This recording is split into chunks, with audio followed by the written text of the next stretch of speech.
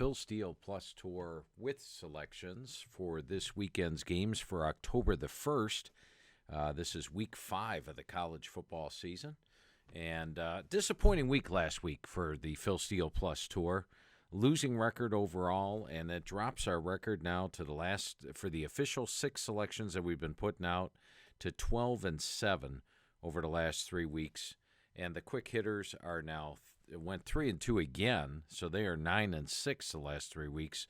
Still a winning record. The purpose of this tour is to get you to use the Phil Steele Plus site as best as possible, show you all the information that's on there, but I also like to produce some winners. So a very disappointing week last week overall, I think, for the selections. But let's get to this week. Let's get back on the winning track. And as mentioned, 12-7 over the last 3 weeks. That's not too shabby. And then, of course, the quick hitters 3-2 over again last week, 9-6 over the last 3 weeks. We're going to start out with UCF and SMU. And I got to be honest with you, I put out my Inside the Press Box newsletter each week.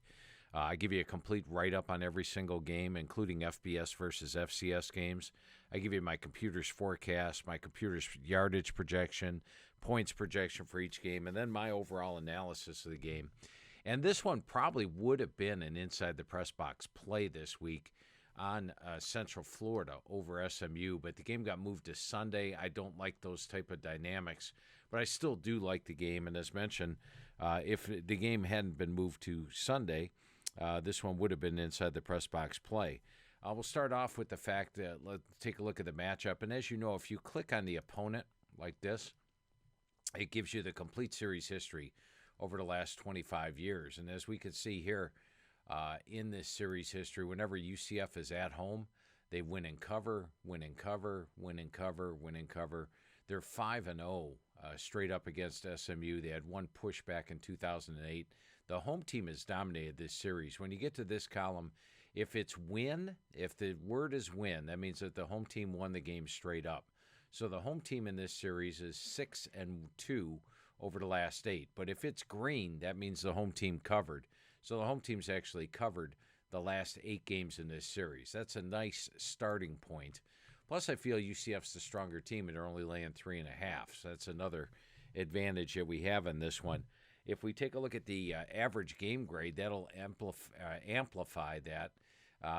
The average game grade says that UCF is playing at 108.5 and SMU at just a 101.8. So right there, that tells you UCF's about 7 points better. Plus, you add in the home edge. The bounce house is a very tough place to play in. I give that a 4.5 point home edge as well.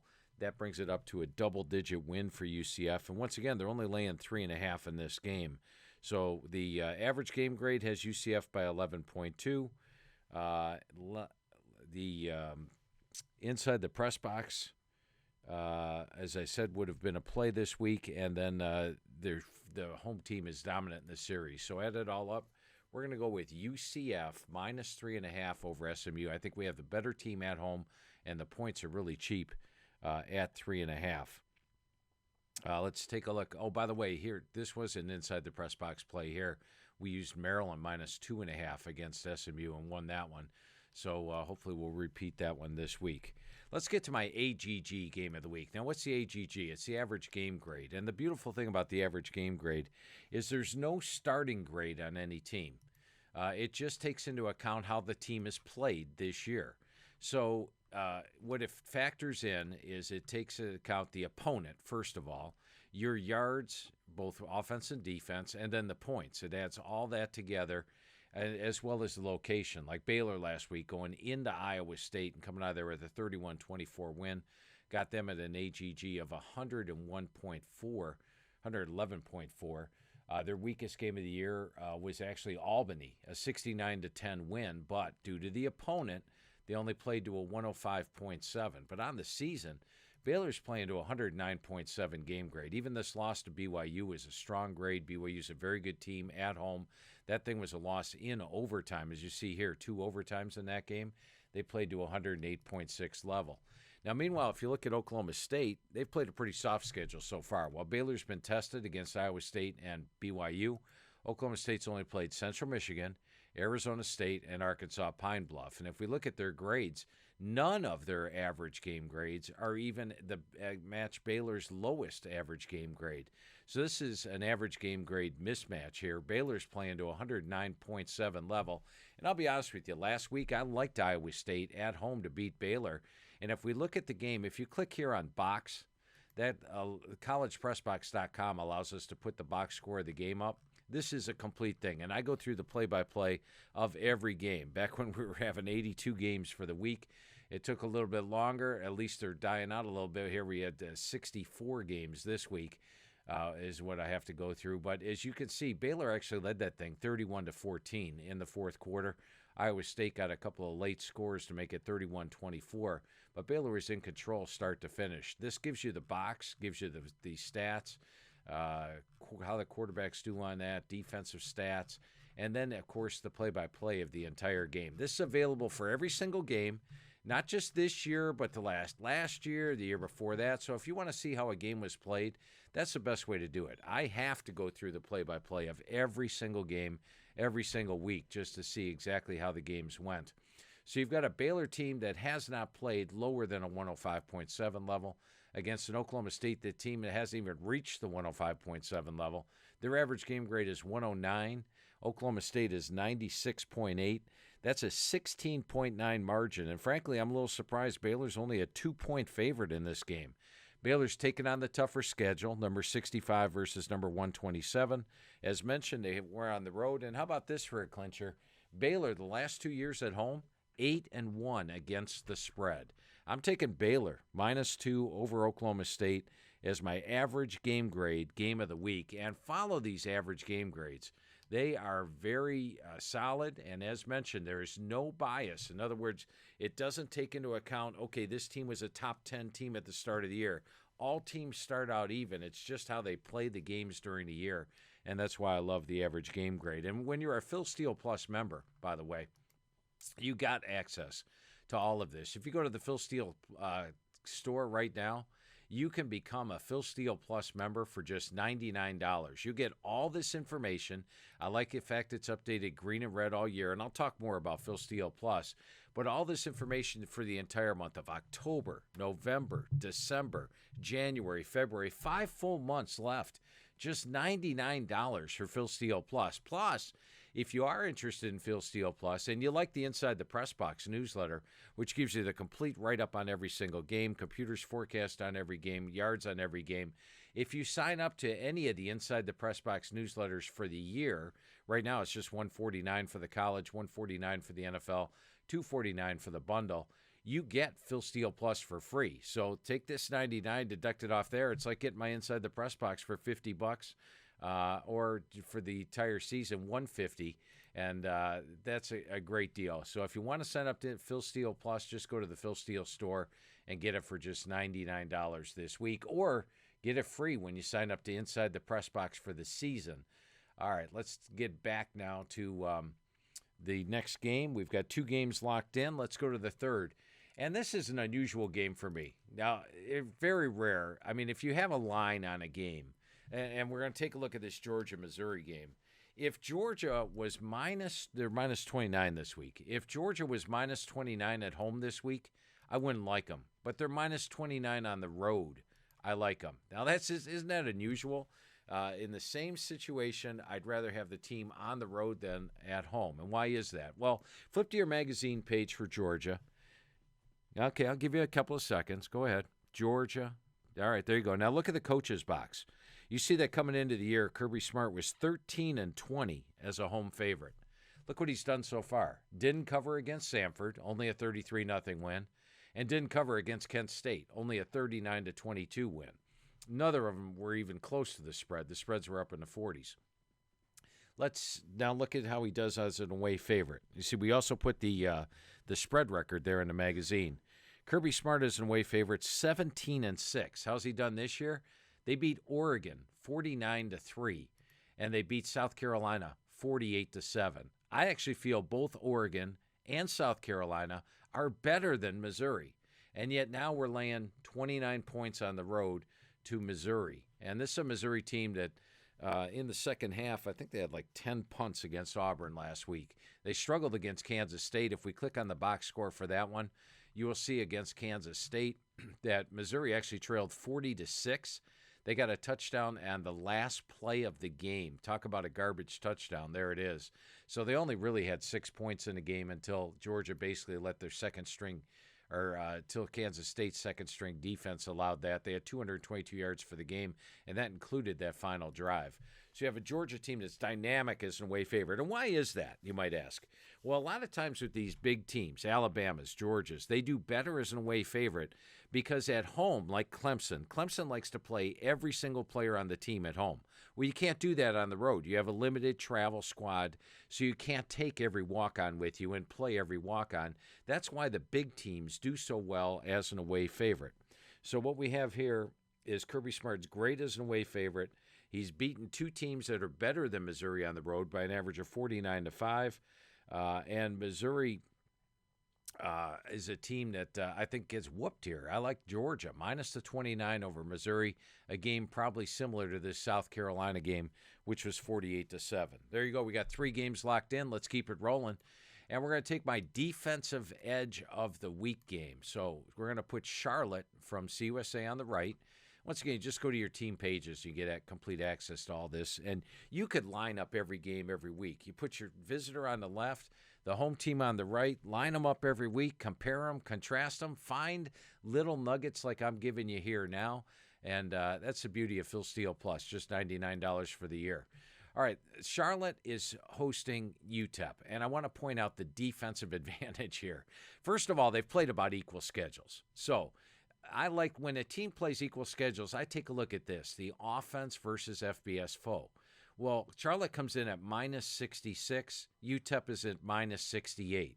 That means their offenses are about equal. They're number 110. They're number 109. All right, how about defense? Well, look at the last 3 games for UTEP. They allowed 298, 299, and last week allowed Boise State 177 yards. Meanwhile, over here, Charlotte, 617 yards to Maryland, 602 yards to Georgia State, 545 yards to South Carolina. So do we have a defensive edge in this game? Yes. Are the offenses close? Yes. So you have a massive defensive edge. UTEP is only minus 3 points. They are allowing 258 yards per game the last 3 weeks. Charlotte is allowing 588 yards per game the last 2 weeks. That's almost 600 yards per game. You've got yourself 2 offenses that are close, a massive defensive edge, and yet UTEP is only minus 3 for this game. It's my defensive edge game of the week. I'm going to take UTEP minus 3 over Charlotte. Well, last week I gave you a team, an underdog to outgain their foe. Remember we won that last week? Last week we lost it, but I do want to point something out. My Inside the Press Box newsletter, my computer said Utah State was going to outgain UNLV. Well, guess what? They did outgain UNLV. They had a 421 to 320 yard edge. What happened? Minus 6 in turnovers. Plus, that doesn't even include the punter went down to field the snap on his knee. So a 13-yard loss, turnover on downs, that is basically a turnover. It's like they blocked the punt, except they just handed it over to him. So this is really minus 7 in turnovers. Is there any reason why Utah State lost to UNLV? Yeah, minus 7 in turnovers. You're not going to win a game like that. Utah State played a lot better last night against BYU. They actually held BYU to 108 yards in the first half and covered the game. So it just shows you that the computer wasn't wrong. Utah State did indeed outgain UNLV, but it just didn't work out for the Phil Steele Plus tour plays last week. But let's take a look at this week's game. And my computer has got North Texas outgaining Florida Atlantic this week. North Texas is the underdog. They're at home. So we're going to use that as the underdog outgaining the opponent. But this one gets amplified by a couple of nice features here. Once again, I'm going to want you to open up your magazine and take a look at the coaches. And if you look at the coaches for Florida Atlantic, Willie Taggart, look at his home record. It is outstanding. Coming into the year, it was 8-2. He's now 10-3 at home at Florida Atlantic. Now look at his away record. It is 2-10. 2 wins and 10 losses on the road. So Taggart wins games at home. Now, I'm not looking at spread records because basically if North Texas wins this thing straight up, they cover. They're getting 3.5 points in this game. So you got to like the fact that Florida Atlantic's only won 2 games outright on the road when Willie Taggart's been there. Now, how's North Texas do at home? Go ahead and take a look. They are 21-10 at home the last 6 years. My computer says North Texas is going to have the edge. And I also like it when a team's coming off a misleading final. Let's take a look at this North Texas-Memphis game a little bit closer last week. North Texas actually had a 473 to 334-yard edge. 2 interception returns for touchdowns were the difference. They had a 23-19 first down edge, and Memphis is a really good home team. If you look at Memphis's home record, they almost never lose at home. So North Texas goes on the road, has a 473 to 334-yard edge, yet the scoreboard shows a 10-point loss. They are better than the final score would indicate. This is a desperate situation for them. They're 2-3 coming in. Their head coach right here, Seth Luttrell, coming under some fire. You have a great home team against a poor road team, and my computer says North Texas outgains them, plus you're getting 3 points. Now let's also look at the series history here. And if you look over here, the home team is 5-1 straight up and 5-1 against the spread, as you would expect. You've got a really good home team against a team that Florida Atlantic wins at home, loses on the road. Add it all up, we're going to use North Texas plus 3 over Florida Atlantic as your play here. And now let's move on to your 6th and final play for this week. And I like to get one of these FCS ones in there. They've been doing extremely well this year. We're going to take a look at Western Michigan against New Hampshire. The line's 16.5 right now. And if we take a look closer at New Hampshire last year, this team was just 3-8. They won against Stony Brook, Towson, and Lafayette. They lost to Pitt 77-7. So they had a rough season last year. They're off to a 3-1 start, but they actually did not cover.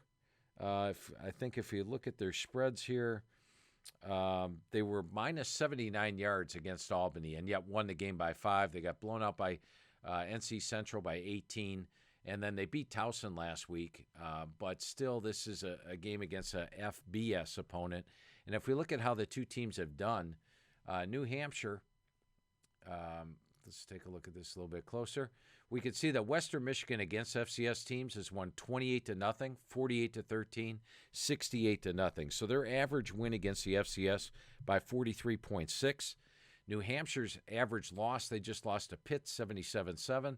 They lost to a poor FIU team on the road by 13, and they lost to Colorado by 31. So their average loss to FBS teams is by 24 points per game. And actually more than that. I didn't even add it up. You got 70, you got 13 is 83, you got 31 is 114. So you're looking at 33, 37, 38 points per game right there they're getting beat by. So you've got a team that struggles against the FBS versus a desperate Western Michigan team. And let's go back and take a look at this Michigan State loss a little bit closer. Western Michigan only trailed 21-13 in the fourth quarter with 7 minutes to go. Michigan State got 2 touchdowns on them in the fourth quarter late to make it 35-13. So they actually went into Michigan State, played a good game. They beat Ball State on the road. Pitt was playing with revenge. They lost by 21. And last week it was a tough situation, traveling all the way across the country, and they had a bad game. Off that bad game, they need a win. They blow out FCS teams. They're laying 16.5. I'm going to lock it in as a 6th play. We're going to take Western Michigan minus 16.5. over a New Hampshire team that was just 3-8 last year and hasn't really beaten anybody that strong this year. And when they have, as mentioned, minus 79 yards against Albany earlier on. All right, let's get to those quick hitters. I got 5 quick hitters for you. The quick hitters off to a three straight 3-2 weeks. So let's hope we do that again. I'm going to call this first one my argument with the computer. My computer loves Florida State. Florida State has been very dominant this year. They're 4-0 straight up. 4-0 against the spread, playing to an AGG of 115.6. Wake Forest struggled with Liberty. They're playing to an AGG of 98.8. So my computer absolutely loves Florida State. Florida State's laying 7 points, but this is just one where my gut tells me I watch Wake Forest. I know how they play as an underdog. They're a great underdog. They surprised me last week. As you know, I used Clemson. I explained how Clemson dominates the series. Clemson matches up well. I expected Clemson to win and win comfortably against Wake Forest. Wake Forest took them to overtime, barely lost that game, probably should have won the game outright. I'm very impressed with what I saw from Wake Forest last week.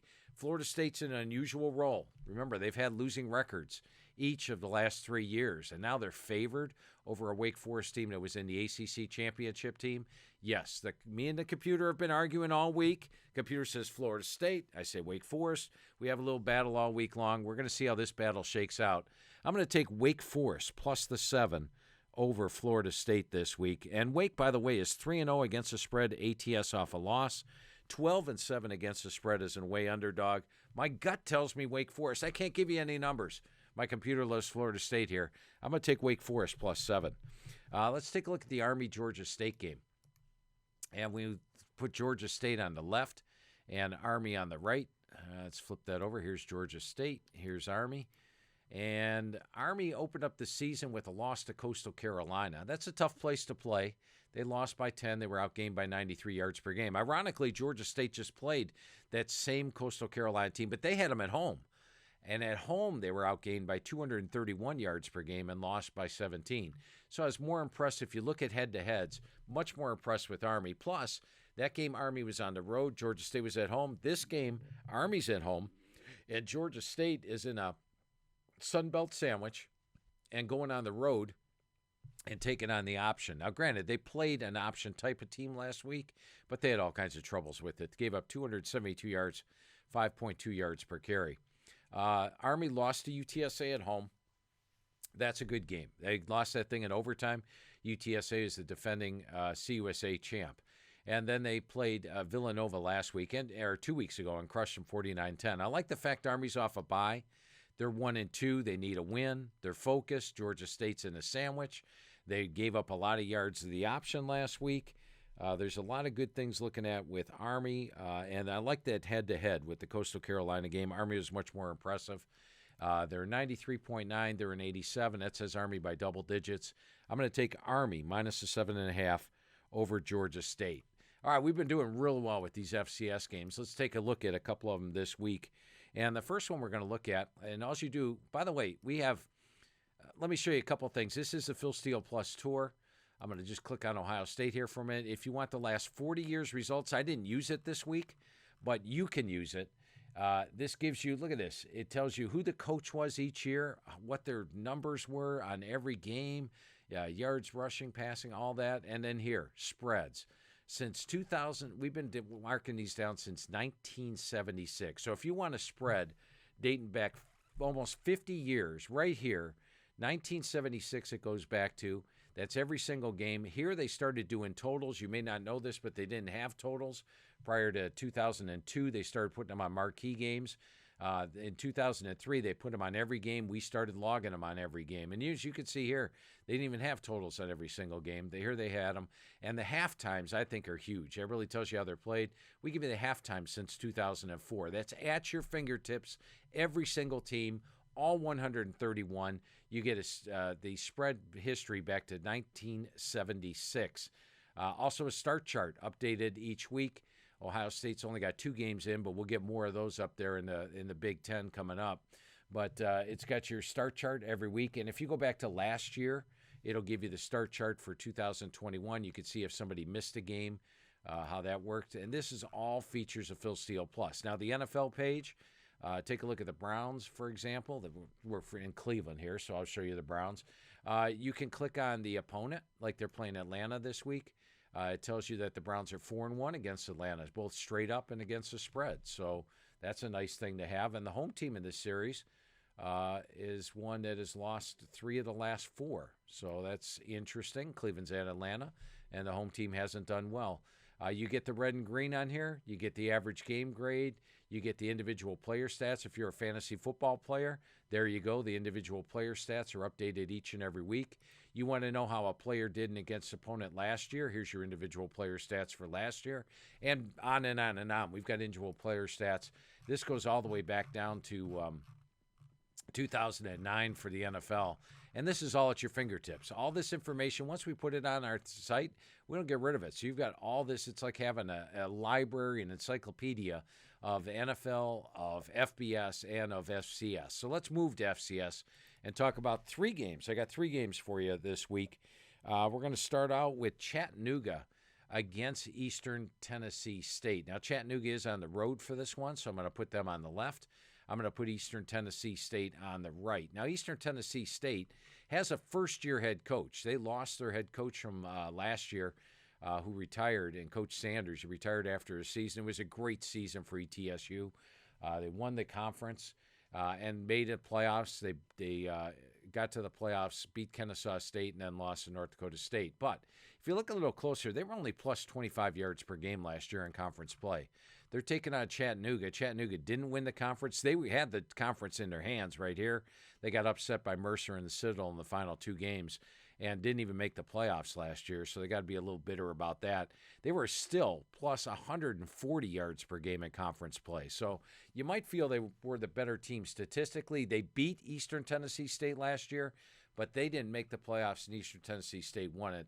So even though they beat them last year, they're playing with a little bit of revenge.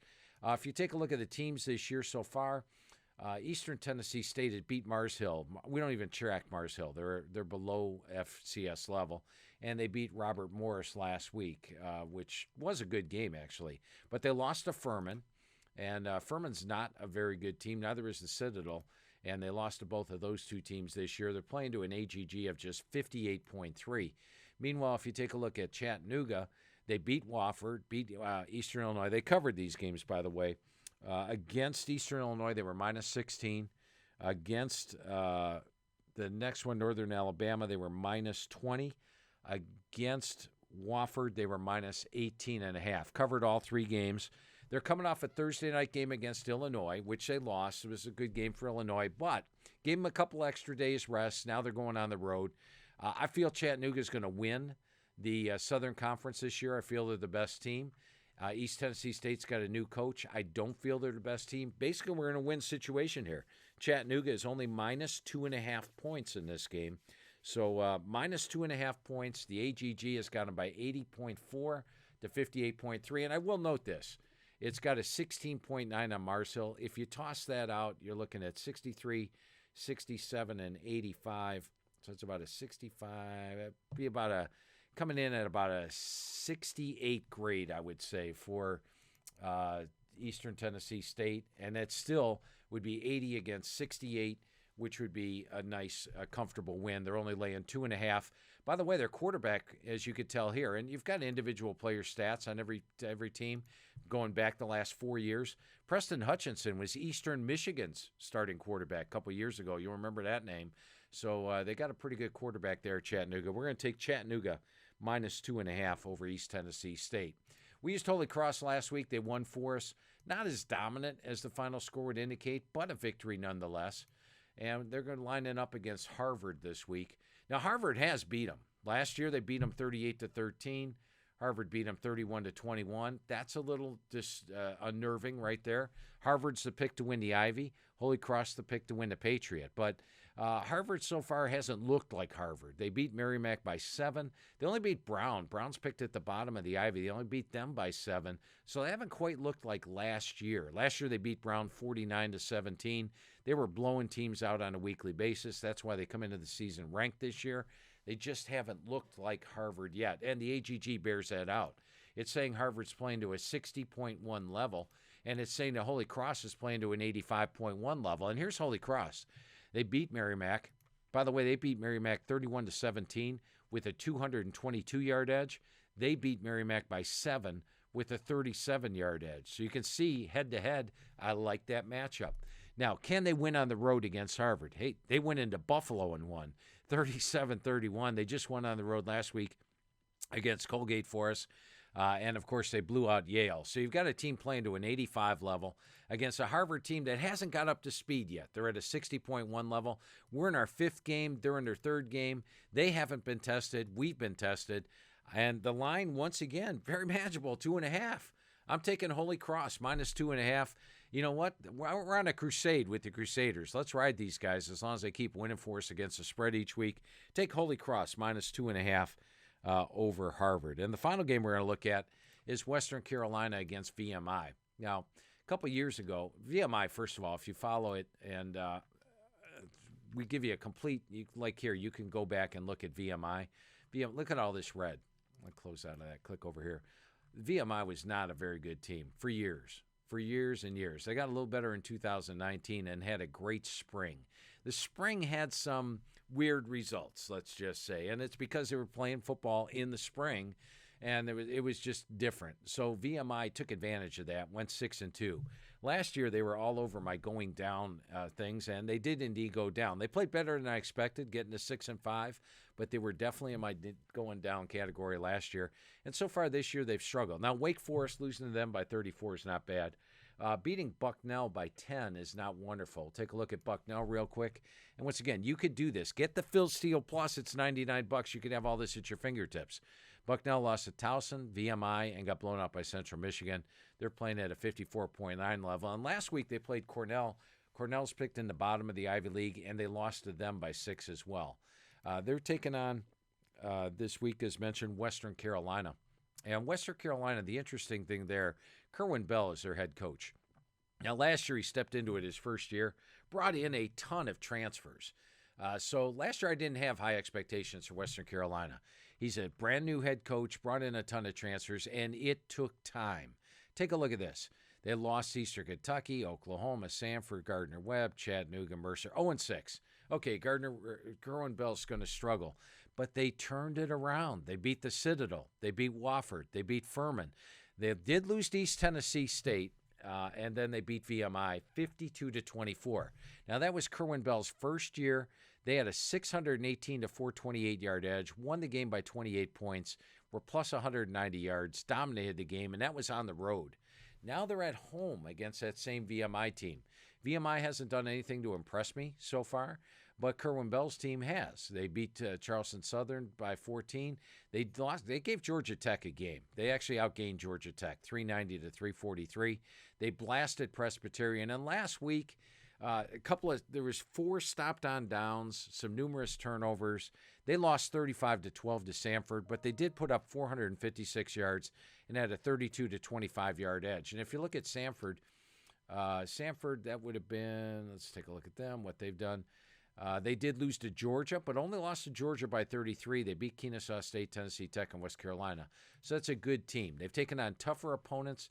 They're playing to an 80.1 AGG. And VMI, let's go back to VMI, grab them over here, is playing to a 61 AGG. Once again, you've got Western Carolina.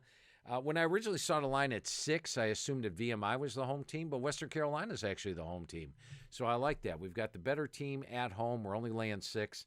The AGG says they're going to win this game by 22 points.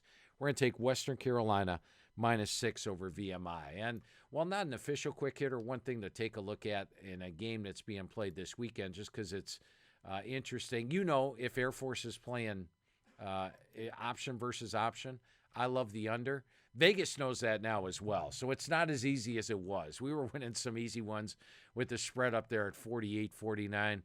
They've got the spread at 38, which is extremely low for a college football game.